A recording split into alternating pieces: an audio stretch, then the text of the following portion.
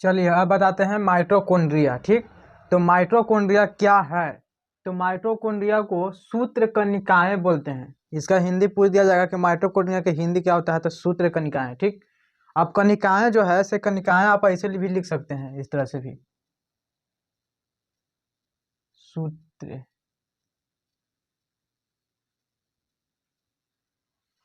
यह यह है यह, ये दोनों में से कौन लिख सकते हैं? सूत्र कणिकाएं या सूत्र कणिकाएं, दोनों एक सेम है, जो कुछ भी लिख सकते हैं हिंदी में।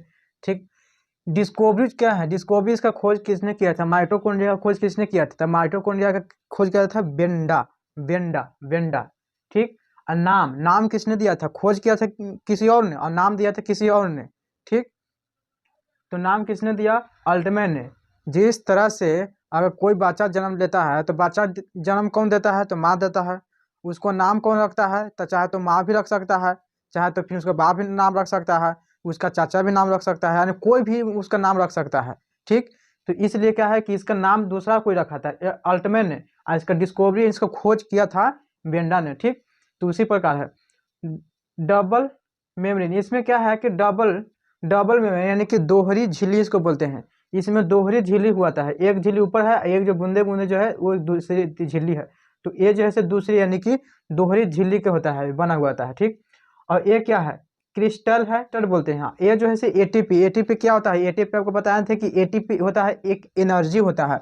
ये जो जिसमें इसमें जो है खाली जगह, इसमें जो होता है पूरा में प्रोटीन भरा हुआ है, यानी कि एटीपी पड़ा हुआ है, एनर्जी है। ठीक,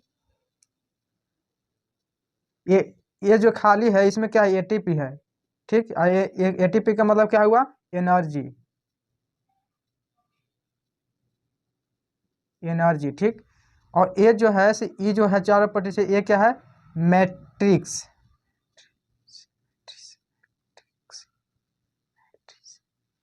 ये जो है ये जो है मैट्रिक्स है, इसको बोलते हैं मैट्रिक्स। ठीक, और ये क्या है? इसका C6H12O6+O2, यानी कि क्या है कि ग्लूकोज, ग्लूकोज है।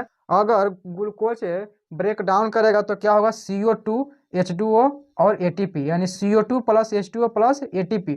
तो CO2 क्या है? ये CO2 जो है इसे बाहर निकल जाता है, ये कोई काम के नहीं रहता है, लेकिन मेरा काम होता है H2O और ATP काम क्या आता है। ठीक, और एक ATP में बराबर, एक ATP में कितना कैलोरी एनर्जी होता है? तो 7.3, यानी 7.3 कैलोरी एनर्जी पर माइल्स होता है। ठीक, और एक एटीपी एनर्जी, अगर एक एटीपी एनर्जी में कितना होता है कि एक एटीपी कितना होता है एनर्जी में? तो 38 एटीपी होता है, 38 एटीपी होता है। ठीक, 38 एटीपी। और एटीपी का पूरा नाम होता है एडिनोसाइन ट्राइफॉस्फेट। एटीपी का पूरा नाम क्या होगा? Adenosine triphosphate. ठीक, तो आप समझिए माइटोकॉन्ड्रिया। अब चलते हैं लाइसोसोम। लाइसोसोम के लाइसोसोम ही बोला जाता है। ठीक, लेकिन इसका मेन हिंदी इसको बोला जाता है लयनकार। ये सबसे इंपॉर्टेंट है, बहुत क्वेश्चन में पूछा गया है, सबसे इंपॉर्टेंट क्वेश्चन है। डिस्कवरी प्लस नाम। अब कैसे हम बताए थे कि कोई बच्चा का अगर माँ जन्म देता है तो चाहे तो नाम, उस जन्म तो दिया है माँ, लेकिन माँ भी जन्म दिया और नाम भी रख सकता है माँ भी। ठीक, तो इसमें का यही हुआ कि खोज किया था कौन? डी डुबे ने, और नाम भी दिया था डी डुबे ने ही। ठीक, और इसको हिंदी में डी डू बोलते हैं, डी डूब, और इंग्लिश में डी डूबे। आत्मघाती थैली यानी सोसाइडल बैग।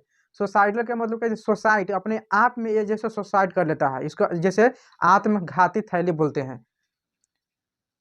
कैसे बोलते हैं? नहीं जैसे बोलते हैं कि फलना, चाहे यहाँ न्यूज में सुनते हो कि अपने आप के मतलब क्या, आत्मघाती कर लिया या आत्महत्या कर लिया, तो वो अपने आप में, अपने आप को आत्मघाती करना, उसको आत्मघाती थैली बोलते हैं, यानी कि suicidal bag. Scavenger of cell, इसको बोलते हैं सफाई कर्मी। सेल के सफाई कर्मी कौन है? कोशिका का सफाई कौन करता है? तो कौन करता है? Lysosome. Atom bomb, atom bomb क्या है? एटम परमाणु बम। ये जब हम आपको बताएंगे एटम बम क्या होता है कि एटम बम जब मतलब ये जो बैग अगर फटता है, अब कैसे बैग फटता है बताते हैं। बैग जब फटता है तो बैग फटता है तो क्या, लाइसोसोम का जब ये बैग है, बैग जब फटता है तो मतलब कैसे परमाणु बम, मतलब कहीं फटा तो अगल बगल के प्रभावित होता है, तो उस तरह से क्या है कि परमाणु बम यानी कि एटम बम जैसा फटता है। डिस्पोजल बैग के मतलब क्या होता है, जैसे कचरा डस्टबिन हो गया तो डस्टबिन डिस्पोजल हो गया, किसी अगर कचरा है तो क्या डिस्पोजल में डाल दो, कचरा में डाल दो, तो ये क्या डिस्पोजल यानी कि कचरा वाला बैग इसको बोलेंगे। ये का मतलब क्या कि जो भी कचरा है सब इस बैग में, यानी कि जितना लाइसोसोम है सब इस बैगे में जाएगा, ठीक, मरे हुए जितना भी लाइसोसोम रहेगा। तो और सबसे ज्यादा लाइसोसोम किस किस में रहता है, तो सबसे पहले नंबर 1 पर रखिए क्या, WBC। ओकर बाद ही कुछ आप पढ़िए, आपका बात समझिए। सबसे पहले WBC, सबसे ज्यादा लाइसोसोम किसके पास रहता है, तो WBC व्हाइट ब्लड सेल के पास रहता है। ओकर बाद मैक्रोफेज, मैक्रोफेज क्या है, मैक्रोफेज और WBC, मैक्रोफेज और WBC ये क्या है, ब्लड है, दोनों ब्लड है, दोनों। माइक्रोफेज जो है ब्लड में ही रहता है, तो ये दोनों में रहता है ज्यादा, सबसे ज्यादा लाइसोसोम। फिर किडनी सेल में होता है, पेनक्रियाज सेल में होता है, स्प्लीन सेल में होता है, लीवर सेल में होता है।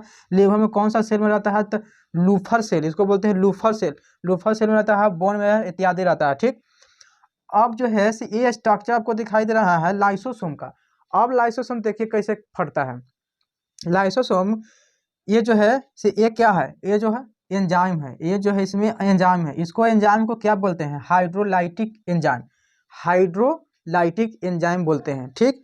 तो बोल दिया जाता है कि लाइसोसोम में कौन सा एंजाइम पाया जाता है, तो हाइड्रोलाइटिक एंजाइम। हाइड्रोलाइटिक एंजाइम का पीएच मान कितना होता है, अगर पूछ दिया जाएगा कि लाइसोसोम में कौन सा एंजाइम पाया जाता है, तो हाइड्रोलाइटिक एंजाइम। अगर हाइड्रोलाइटिक एंजाइम का पीएच में कितना होता है, तो 4 से 5 होता है, और ये एसिडिक होता है। क्यों एसिडिक होता है, क्योंकि अगर 7 से ऊपर रहेगा तो अम्लीय, 7 से नीचे रहेगा तो 7 से अगर नीचे रहेगा तो अम्लीय, अगर 7 से ऊपर रहेगा तो क्षारीय। तो 7 से नीचे है, 5 है, 6 है, 6 रहेगा तो ये अम्लीय रहेगा, लेकिन 4 से 5 है इसलिए अम्लीय है, यानी कि एसिडिक है, ठीक। इंट्रासेलुलर डाइजेशन किस में होता है, तो लाइसोसोम में होता है, यानी कि कोशिकीय पाचन इसको बोलते हैं, कोशिकीय पाचन बोलते हैं। अगर पूछ दिया जाएगा कि इंट्रासेलुलर डाइजेशन किस में होता है, तो लाइसोसोम में होता है। अब बताते हैं कि अब परमाणु बम यानी कि एटम बम ऐसे कैसे ही फूटेगा। अब ये जो थैली है, थैली में लाइसोसोम है और एंजाइम है। अब इनमें टॉक्सिक एलिमेंट, अगर टॉक्सिक एलिमेंट अगर इसमें अगर आ जाता है, अगर इसमें अगर टॉक्सिक एलिमेंट कोई आ जाएगा, तो टॉक्सिक एलिमेंट जैसे मान ले कि डाइजेस्ट ऐसे न्यूट्रिएंट आ गया, तो न्यूट्रिएंट क्या है, न्यूट्रिएंट इसमें आएगा तो धीरे धीरे तो पाचन कर देगा, जैसे मतलब हमारे शरीर में मतलब खाना खाएंगे तो खाना खाएंगे तो पेट में हाइड्रोक्लोरिक एसिड रहेगा, पेट में जाएगा, वो धीरे धीरे पाचन करेगा, ठीक, उसको तोड़ेगा। अगर ज़्यादा हम अगर टॉक्सिक एलिमेंट यानी कि टॉक्सिक एलिमेंट का मतलब होता है जहरीली पदार्थ, अगर जहरीली पदार्थ खा रही है, थोड़ा बहुत हल्का फुल्का खाना तो चलिए ठीक है, हो जाएगा, कोई डाइजेशन कर लेगा, वो एडजस्ट हो जाएगा। लेकिन अगर ज़्यादा अमाउंट में खा लेंगे तो एडजस्ट नहीं कर पाता है। तो वही क्या होता है कि जब टॉक्सिक एलिमेंट यानी कि जहरीली पदार्थ अगर इसमें जाता है, कोई व्यक्ति का ज़्यादा खा लेता है, तो अगर इसमें जाएगा टॉक्सिक एलिमेंट, तो क्या होता है कि यही बैग जो है से मतलब डाइजेशन यानी कि पाचन नहीं कर पाता है। इसके वजह से क्या होता है कि ये थैली जो है से फट जाता है, अपने आप में फट जाता है, ठीक। इसीलिए इसको क्या बोलते हैं, कहते हैं आत्मघाती थैली यानी कि सुसाइडल बैग, ठीक। आप समझ गए होंगे बहुत अच्छे से। तो चलिए अब इसके बाद आपको हम बताते हैं, कल वीडियो में बताएंगे, नेक्स्ट वीडियो में राइबोसोम। तो ठीक है। और एक चीज़ और है कि इसमें माइटोकॉन्ड्रिया में आप लिख लीजिए थोड़ा, पावर हाउस,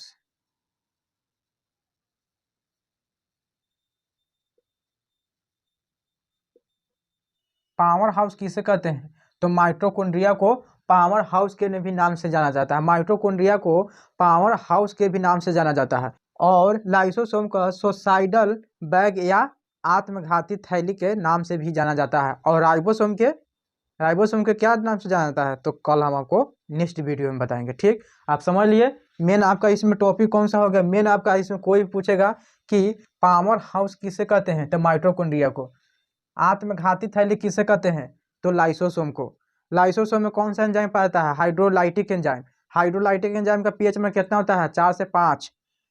हाइड्रोलाइटिक एंजाइम में कौन सा पाचन करता है, उस पाचन को क्या बोलते हैं, तो इंट्रासेलुलर डाइजेशन, ठीक। आप समझ लिए आप अच्छे से। बाकी के अब नेक्स्ट वीडियो में अब कल बताएंगे, तब तक के लिए इसका स्क्रीनशॉट ले लीजिए।